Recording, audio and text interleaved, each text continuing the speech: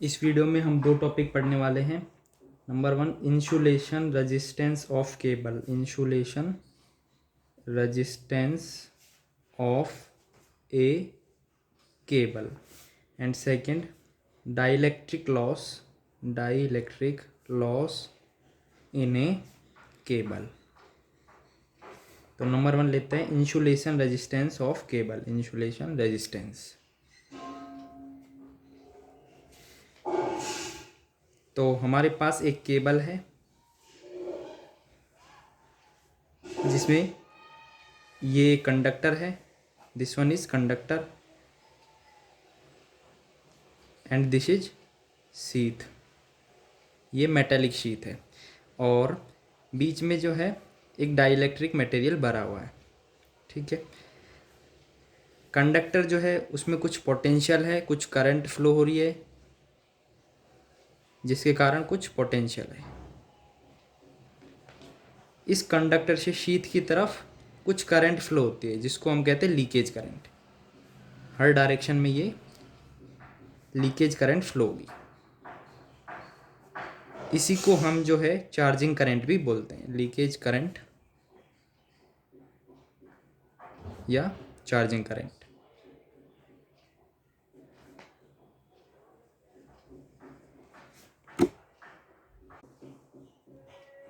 Conductor से sheath में जो लीकेज करंट फ्लो होती है उसके लिए इक्विवेलेंट सर्किट जो बनता है उसमें एक रेजिस्टेंस होता है और एक कैपेसिटेंस होता है। दोनों की दोनों जो है पैरेलल में वर्क करते हैं। ठीक है, और जो ये आर है इसको बोलते हैं डाइलेक्ट्रिक रेजिस्टेंस या फिर इंसुलेशन रेजिस्टेंस, और जो सी है उसको बोलते हैं डाइलेक्ट्रिक कैपेसिटेंस, डाइलेक्ट्रिक कैपेसिटेंस।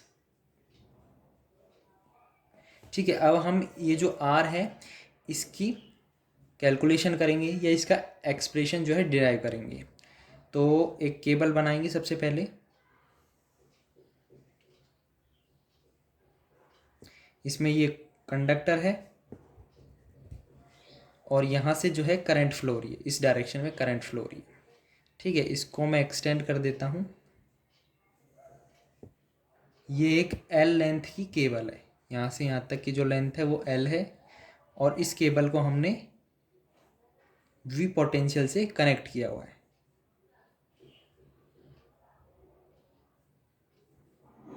ये यहाँ पे इस तरह से एक्सटेंड होगा और यहाँ पे इसमें इस तरीके से जो है लीकेज करंट फ्लो हो रही है। रेजिस्टेंस की कैलकुलेशन के लिए हम क्या करते हैं, हम एक जो है इसमें एक सेक्शन लेते हैं, एक सर्कुलर सेक्शन लेंगे।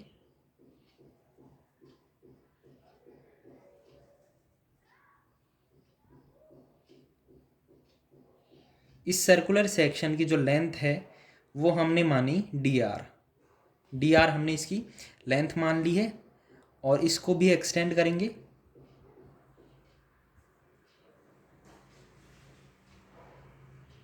इस तरीके से एक्सटेंशन हो गया और ये जो ये एक्सटेंशन है ये एल लेंथ तक का है। लीकेज करंट के जो पाथ है उसका हमने डायग्राम अलग से बना लिया है। ठीक है, यही जो है रेडियस है, जो डी आर सेक्शन हमने काटा हुआ है उसके लिए रेडियस जो है वो आर है और इसकी जो लेंथ है, इस पाथ की लेंथ जो है वो डी आर है और यहाँ से इसको एक्सटेंड किया हुआ है और यहाँ पे जो है लीकेज करंट इस तरीके से फ्लो हो रही है। ठीक है, तो जो पाथ है उसकी लेंथ डी आर है, एरिया जो है वो कितना हो जाएगा, क्योंकि आर जो है रेडियस है और एल इसकी लेंथ है तो 2πRL। हमने डाइलेक्ट्रिक मटेरियल उसकी रजिस्टिविटी रो ली हुई है तो रजिस्टिविटी रो है।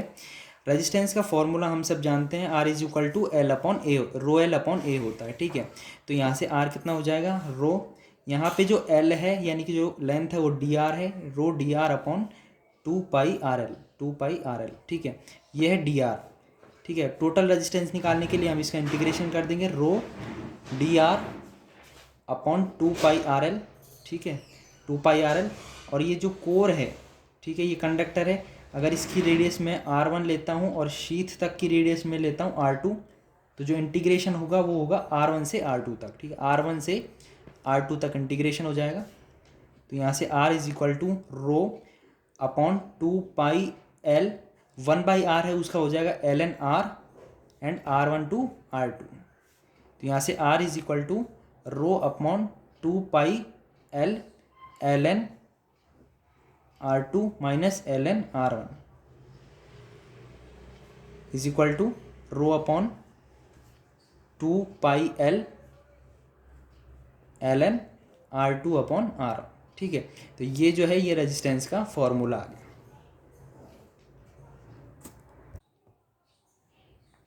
यहाँ से हमारा क्या कंक्लूजन निकलता है कि केबल का इंसुलेशन रेजिस्टेंस है उसकी लेंथ के इन्वर्सली प्रोपोर्शनल होता है, यानी कि R is proportional to 1/L। ठीक है, अब एग्जाम में इस तरह का क्वेश्चन आता है कि 4 किलोमीटर लंबी केबल का इंसुलेशन रेजिस्टेंस 20 ओम है, तो 8 किलोमीटर लंबी केबल का इंसुलेशन रेजिस्टेंस है वो कितना होगा। तो स्टूडेंट्स क्या करते हैं, क्योंकि दुगनी लेंथ है तो जो आर है उसका भी दुगना कर देते हैं, यानी कि 40 ओम कर देते हैं। इंसुलेशन रेजिस्टेंस के केस में ऐसा नहीं होता। इंसुलेशन रेजिस्टेंस आपको पता है कि जो उसकी लेंथ है उसके इन्वर्सली प्रोपोर्शनल होता है, यानी 8 किलोमीटर जो लंबी केबल है उसका रेजिस्टेंस 20/2 यानी कि 10 ओम होगा। अब जो हमारा सेकंड टॉपिक है वो है डाइलेक्ट्रिक लॉस। डाइलेक्ट्रिक लॉस, तो लीकेज करंट का हमने इक्विवेलेंट सर्किट देखा था। लीकेज करंट के लिए एक कैपेसिटेंस काम करता है, एक रेजिस्टेंस काम करता है। ये C है, ये R है, और इस तरीके से लीकेज करंट फ्लो होती है I। ठीक है,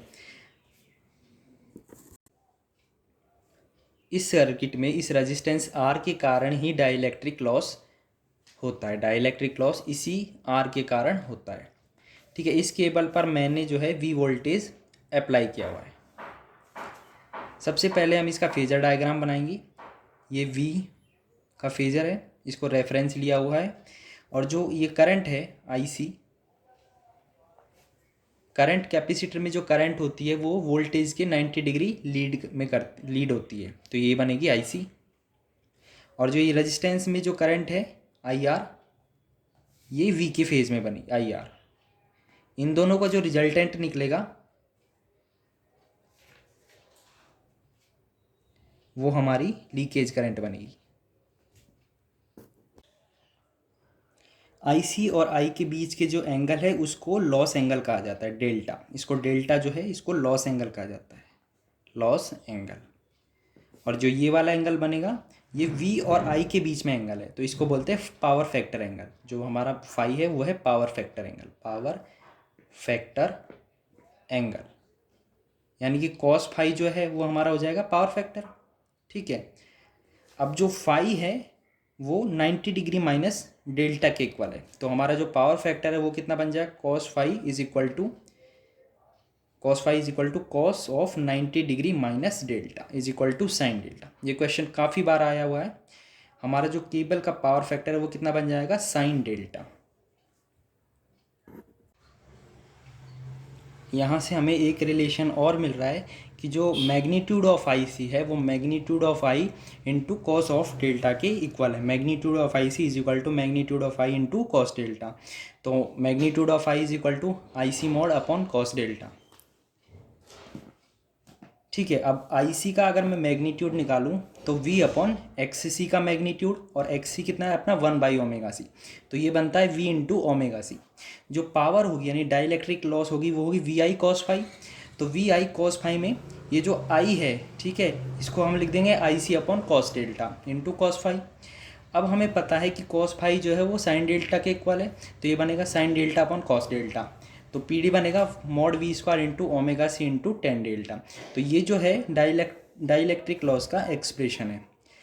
अब डेल्टा जो होता है ना वो काफ़ी कम होता है, तो डेल्टा इज़ वेरी स्मॉल, तो टेन डेल्टा को हम अप्रॉक्सीमेट डेल्टा लिख सकते हैं।